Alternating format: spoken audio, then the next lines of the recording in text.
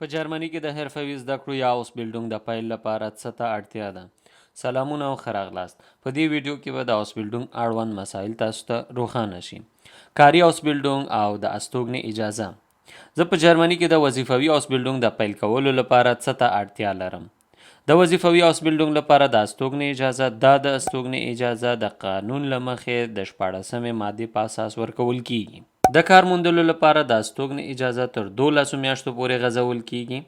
تاسو باید په اونۍ کې حد اکثر 10 ساعتونه کار وکوئ او د استوګنې اجازه ترلاسه کړئ. که چیرې د اوس بلډونګ یا د ښوونځي کاري اوس بلډونګ یا دوال د معتبر سند په لاسته راوړلو سره پای ته ورسیږي، د استوګنې دایمي اجازه د قانون د دې بند په اساس باندې امکان لري.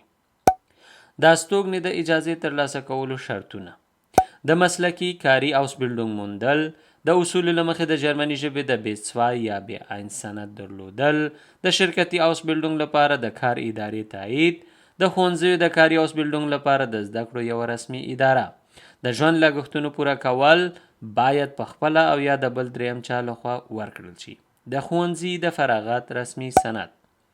د ښوونځیو د فراغت سند رسمي کول د ټولو ایالتونو د سندونو رسمي کولو ادارې د انابین پر ویب سایټ موندلای شئ.